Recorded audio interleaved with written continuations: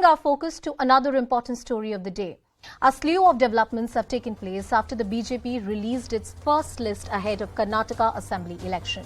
With 52 new faces on the list, multiple veterans of the saffron camp are up in arms over being denied a ticket. Former Deputy Chief Minister Lakshman Sawadi has threatened a rebellion after being denied a ticket from his constituency.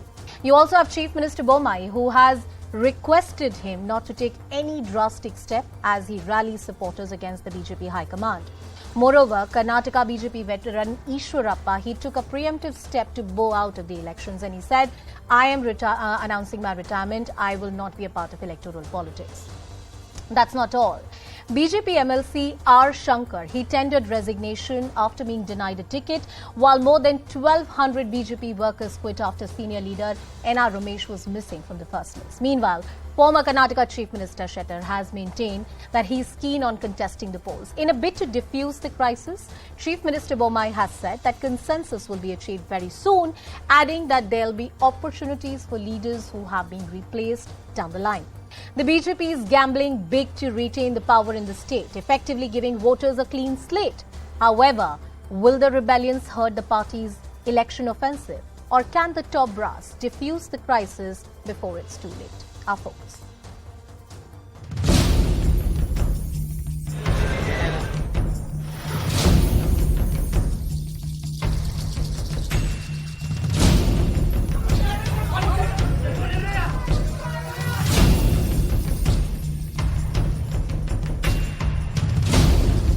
Many are asking me to resign as party member and follow what the people of my constituency are saying. Their first demand is to resign from party membership and also as Vidhan Parishad member. The party has been vertically divided.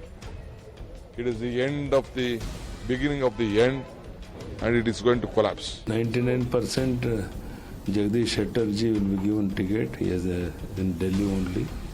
Most probably that name will be cleared in Hubli city.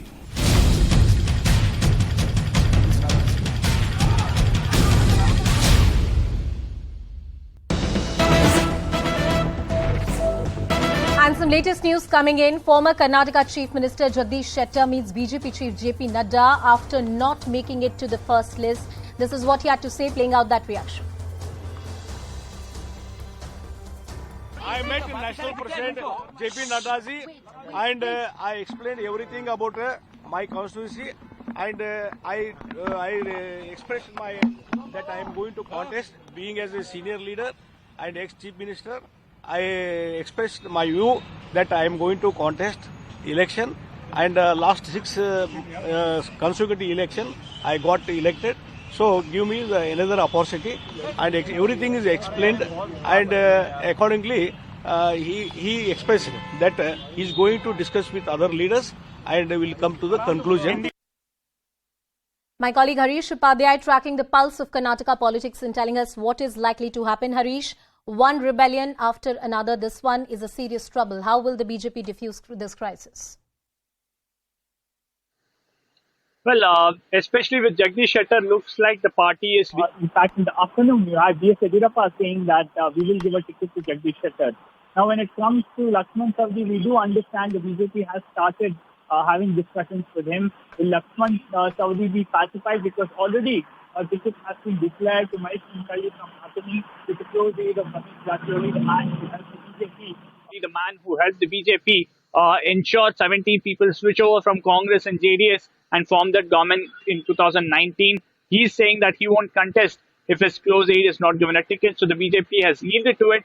Will it go back on that issue? That's something that we'll have to see. Apart from that, more problematic for the BJP is the fact that at multiple places, grassroots workers are unhappy with this decision. We've seen hundreds of workers from Chamrajpet today barging into the BJP headquarters, state headquarters here in Bengaluru, and expressing their displeasure over former Commissioner Bhaskar Rao being given a ticket from Chamrajpet. Similarly, we've seen scenes repeating in multiple places, and the BJP will have to ensure that all this is pacified, and also in places like Ranebennur, where R. Shankar is contesting as an independent, they minimize the damage somehow. They minimize the damage somehow.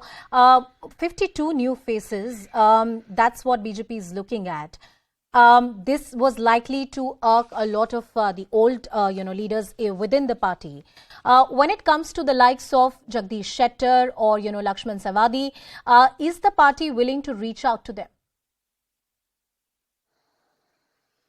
Well, at least in Jagdish Shettar's case, the party has reached out to him. Yeah. In other cases, not much. You take the example of S. Angara, the Minister for Fisheries from Karnataka, SC face from coastal Karnataka. Nobody has reached out to him. He's in fact declared retirement from politics, and he said the party can ensure the victory of their candidate. I am not campaigning here. In other places as well, many leaders have taken this decision of the party, but they're not happy with it. They perhaps won't campaign for the party like they would do in any other election, and that might hit BJP's chances in these seats. Harish, thank you so much for getting us all the details and decoding the political developments. Joining us on the broadcast is Madhu N. Rao, the Karnataka BJP spokesperson.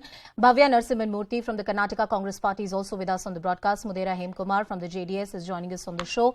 Good evening to all of you. Thank you so much for your time. Let me begin with Madhu N. Rao. Madhu, there's a lot of problems after the first list has been put out. Jagdish Shettar, Lakshman Savadi, Ishwarappa of course said he is not going to be a part of the electoral politics. But rebellion seems to be the norm of the day.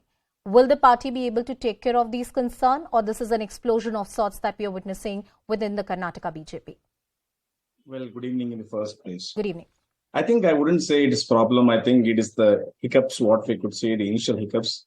I mean, in any electoral politics, whenever the tickets are out, I think the sort of instant reactions are common. Having said so, the only intention perhaps, we have the only intention perhaps of the top brass of the BJP, perhaps, wanted to bring in the new faces, wanted to give in a lot of opportunities to the new persons from varied life, for example, from doctors to PhDs and all which we have given. Now, having done so, somewhere I thought the party has decided to give tickets to those persons who perhaps are having young blood, should be represented, given adequate representation.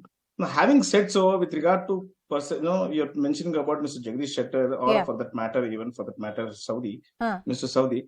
I think perhaps it is an initial hiccup. I'm sure it's going to be. But Madhurao, is this about giving opportunities to the young blood, or this is a realization within the BJP that there is a very strong anti-incumbency, and perhaps the sitting MLCs are not going to win, and hence you're bringing in these new faces? I think anti-incumbency, if it were to be a scenario or if it were to be a issue, then perhaps most of the opinion polls would have not given the as many number of seats what we are having now. So therefore, to say that it is because of anti-incumbency and therefore we are giving to the new faces, it is not this case.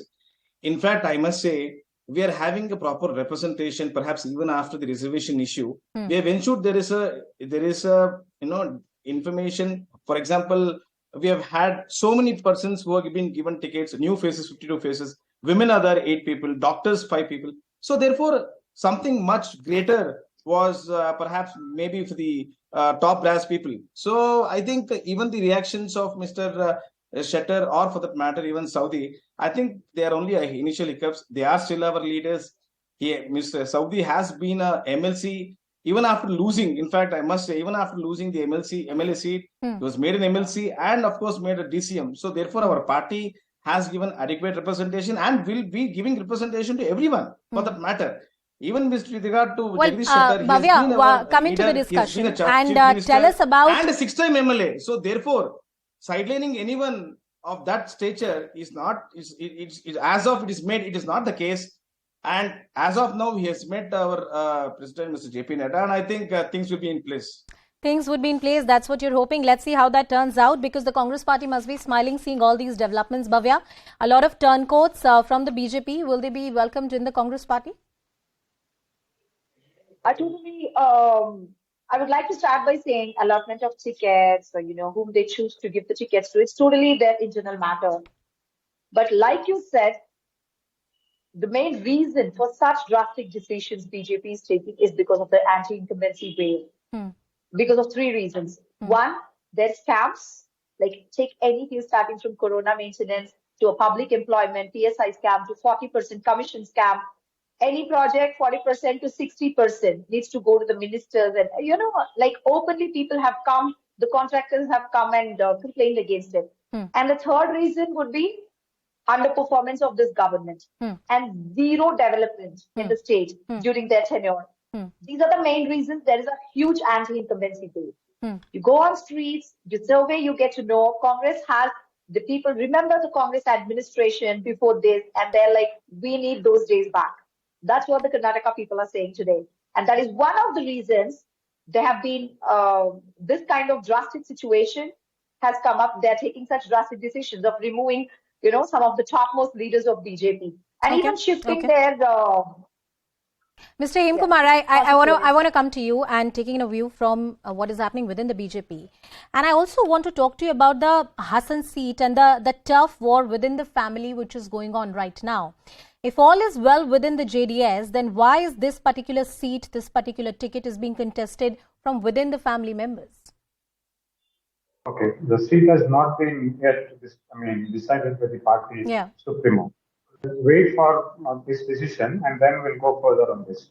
And I want to speak about the BJP list that was decided yesterday. That's about the BJP High Command are planning to finish off the main pillars of the BJP state leaders. It's like they have finished the career of Mr. Yediyurappa. They have finished the career of former MLA and Minister Suresh Kumar, likewise Sadananda Gowda. Now they are into Ishwarappa and then Jagadish Shettar and Lakshman Saudi. These are all the pillars when we used to watch BJP taking a nice path in Karnataka. These were all the leaders who took in charge and they made sure that they were doing something better than the other states. Now, the party supremo have decided to finish off all the pillars of Karnataka state. That's because it's like finishing off all the mass leaders of Karnataka. And then they want one particular MLA to be the chief minister. So Mr. Hemkumar, I was speaking to certain journalists who track the politics from the ground, and they pointed out to some veteran journalists, and they pointed out that JDS has this habit of reworking their list and including a lot of miffed people from the Congress or the BJP who have been left out. Will that be the strategy of the JDS once again? Actually, see what is happening till now. BJP were hijacking people from, the MLAs of JDS as well as Congress, and we have yet to decide about the seats for other constituencies as well. So we will wait for such, few hours or maybe a couple of days, and we'll come up with a list. I'm not sure. I cannot tell you whether we are including certain people from Congress or the BJP for now. So we'll have to wait for the party supremo to decide on this. All right, Madhu, a quick point from you. You were raising your hand. Please go ahead. I think in comparison to the Congress list or the JDS list, let me tell you this. I think we have a consultative process. We have a deliberative process. Based on deliberations and the consultative process, we have come to a decision. And yes, in the due course, perhaps a few might have been unhappy, and we'll take care of it. Now, my friend Bhavya was talking about the corruption and other issues. I just want to say this. I think the Congress toolkit seems to have not been working well, because the corruption aspect they have not been able to prove anywhere, neither in the court of the law nor before the court of the people. So therefore, none of the citizens have come and complained against. But Madhu, I want to come back to the point of deliberations and how these are only initial hiccups. Just one point, and I'll give you the opportunity to respond. BJP is also a party which is known for a strict party discipline. If there are differences of opinion, then there is a proper platform to raise those issues. And the Congress party, in fact, is often accused of having their problems out in the public domain and creating a scene out of it. Why is the BJP suddenly witnessing problems which are not characteristic of it, at least in the last 8 years? As I told you, they are all initial hiccups. Perhaps they must have had aspirations of becoming MLA again. Yeah. Fair enough. Perhaps the party must have thought a higher recurrence for the Jagadish Shettar, or for that matter, even the Saudi. So now what I'm telling you is simple. Now, as of today, Mr. Jagadish Shettar is in talks with Mr. JP Nadda. So rest be. So let us come to, let's see what happens. But as of today, I think everything will be settled and, of course, will be talked about. Now, having said so, I just wanted to talk about the other, our JDS spokesperson was talking about. In comparison to our list and also the JDS as well as the Congress list, kindly see how the consultative process has taken place. None of the family members have, but if we have come down, in fact, if you compare the 2018 list to the 2023 list, I think much of the family members have not been given. Madhuji, only time is going to tell whether these differences can be resolved and whether this is just an initial hiccup. I'm short of time. Thank you so much for joining us on the broadcast. Madhu and Rao, Bhavya Narasimhan Murthy and Mudira Hemkumar. Thank you all for joining us on the discussion. And another important story that